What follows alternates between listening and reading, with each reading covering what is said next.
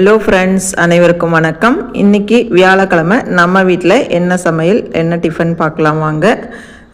காலையில் தோசை செஞ்சுருக்கிறேன். இந்த தோசை அதாவது பச்சரிசி கொஞ்சம், புழுங்கலரிசி கொஞ்சம், உளுந்து, அதுக்கப்புறமா கம்பு கொஞ்சம், பச்சைக்கடலை பருப்பு, அப்புறம் துவரம் பருப்பு இதெல்லாம் சேர்த்து அடை மாவு கரைக்கிற மாதிரி அரைச்சி, மிளகாயும் போட்டிருக்கிறேன், இஞ்சி பூண்டு இதெல்லாம் போட்டு அரைச்சிட்டு நல்லா 2 மணி நேரம் புளிச்சதுக்கப்புறமா இந்த தோசை செய்யலாம். இது நேற்று சாயந்தரம் மாவை ஆட்டி வச்சுது, நைட்டு சுட்டுட்டு மீதியான தோசை மாவு கொஞ்சம் இருந்தது. அது காலையில் டிஃபன் பிள்ளைங்களுக்கு செஞ்சு கொடுத்தேன். இப்படி ஒரு டைம் செஞ்சு பாருங்கள், ரொம்ப சூப்பராக இருக்கும். அதுக்கப்புறம் வடித்த சாதம், மதியம் லஞ்சுக்காக பசங்களுக்கு கொடுத்துடணும் அப்படிங்கிறதுக்காக சாதம். அதுக்கு எண்ணெய் கத்திரிக்காய் குழம்பு. எண்ணெய் கத்திரிக்காய் குழம்பு ரொம்ப கெட்டியாக வைக்கல, கொஞ்சம் இதாக தான் வச்சுருக்கிறேன். அதுக்கப்புறம் கேரட் போட்டு பொரியல் செஞ்சுருக்கிறேன்.